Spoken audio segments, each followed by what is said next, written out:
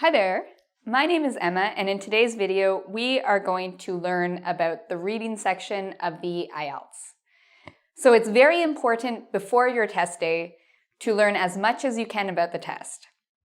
If you know what's going to happen on the test, you're going to feel less nervous, more comfortable, and you'll do a better job. So in this video, I will explain what happens in the reading segment of the test.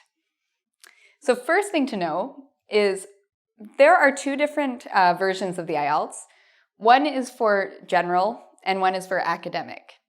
If you're doing the IELTS for things like immigration, you will probably be doing the general. Whereas if you're doing the IELTS to get into a university in Canada, England, Australia, you will probably be doing the academic. So there are a lot of similarities in terms of the reading passages on the general and academic versions of the IELTS. The readings are different, but there are some things that are the same. In both cases, on the general and the academic, the reading module lasts for 1 hour. So it lasts for 1 hour. In this hour, you are going to see 3 texts or 3 passages. So there's 3 sections. Another thing to know is that you will also have to transfer your answers onto an answer sheet. That will also be a part of this 1 hour. For both the general and the academic, there are 40 questions. The texts in the general usually are social, work-related. There's often one academic text as well, whereas in the academic, all these texts are maybe something you would read in an undergraduate or graduate course. In terms of also the general, you might see advertisements. You might be reading about comparing different products, whereas in the IELTS, they're usually more scientific or more academic articles.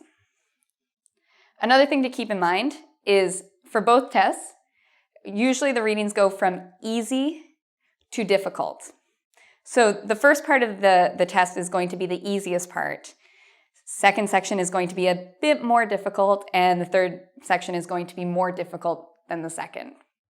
So keep this in mind when you're planning your time for the IELTS, because if you spend all your time on the first section, that's actually the easiest. It's better if you spend less time on the first section, more time in the middle, and the most time at the end.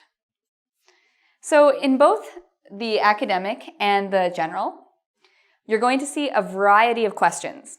Okay, there are many different question types, and the best way to prepare for the IELTS is to learn about these question types. You might see multiple choice, where they'll want you to pick A, B, C, D, sometimes E. Short answer. Sentence completion. You might see tables, charts, diagrams. You might have to read something and then fill in a diagram based on the information you read.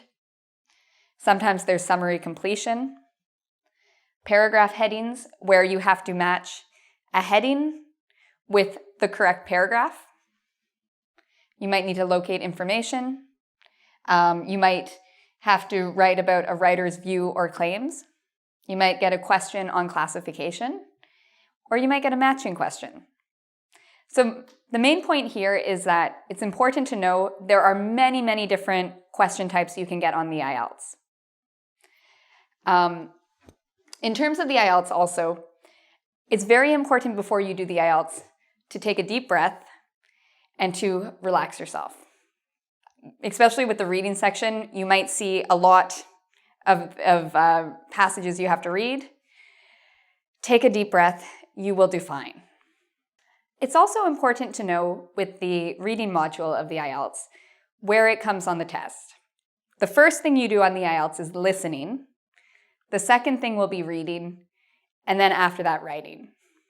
So just so you're aware of where it comes, reading is in the middle. So I invite you to take our quiz to see if how much you know about the IELTS, the reading module. Come visit our website at www.ingvid.com. Good luck. Until next time.